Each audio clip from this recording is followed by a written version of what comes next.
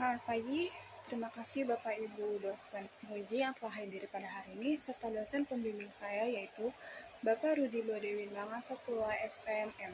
Perkenalkan, nama saya Syifa Rasyika dengan NIM 2110105500053. Pada kesempatan ini, saya ingin sedikit menjelaskan skripsi saya yang berjudul Pengaruh Kebijakan Dividen dan Struktur Modal Terhadap Kinerja Keuangan Perusahaan pada PT Asuransi Ramayana Tbk periode 2015 sampai dengan 2024.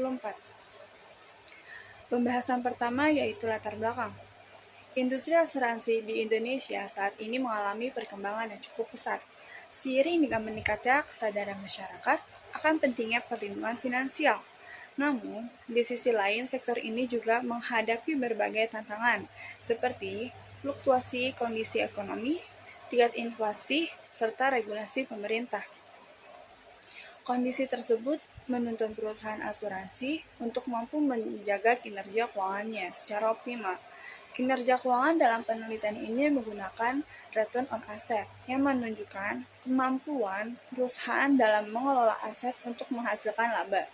Dalam praktiknya, kinerja keuangan sering dikaitkan dengan kebijakan keuangan perusahaan seperti kebijakan dividen dan struktur modal. Penelitian ini difokuskan pada PT Asuransi Ramayana Tbk yang merupakan perusahaan asuransi umum dengan kegiatan usaha yang sangat dipengaruhi oleh pendapatan underwriting, beban klaim, serta kondisi ekonomi makro. Selain itu, keberhasilan perusahaan juga sangat ditentukan oleh kemampuan manajemen dalam mengelola risiko dan meningkatkan efisiensi operasional.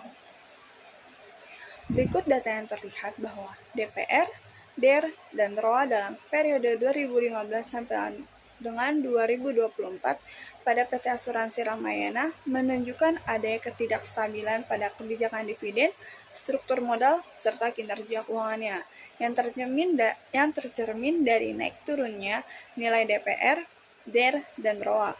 Peningkatan atau penurunan DPR dan DER tidak selalu sejalan dengan pergerakan ROA.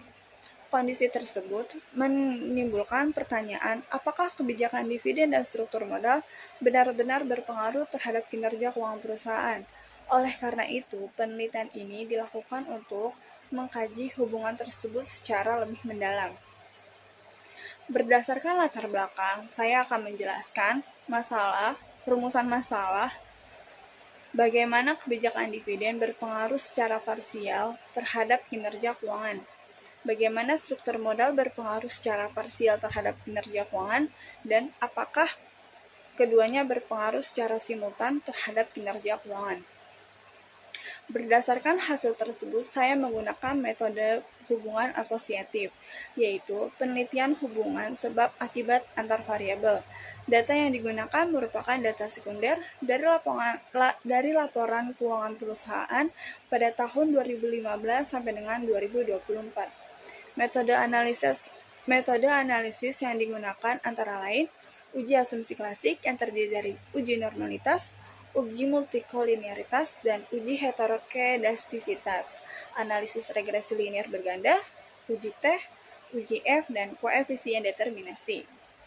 Dari hasil pengolahan data diperoleh persamaan regresi yaitu Y sama dengan 4.607 minus 0.014x1 plus 0.001x2 plus error, yang dimana ketika DPR dan DER bernilai 0, maka ROA sebesar 4.607.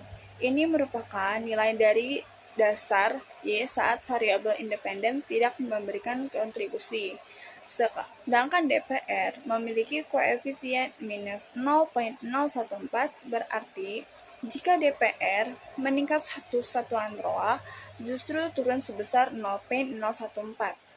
DER memiliki koefisien 0.001, berarti setiap kenaikan DER, satu satuan menaikkan ROA sebesar 0.001.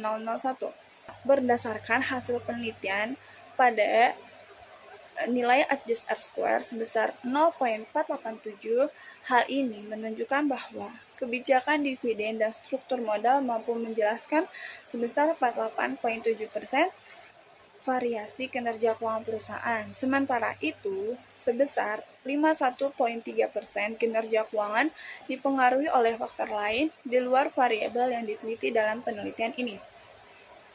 Berdasarkan hasil uji F, diperoleh nilai F hitung sebesar 0,467 yang lebih kecil dari F tabel, yaitu 4,737 dengan tingkat signifikansi 0,645 di atas 0,05.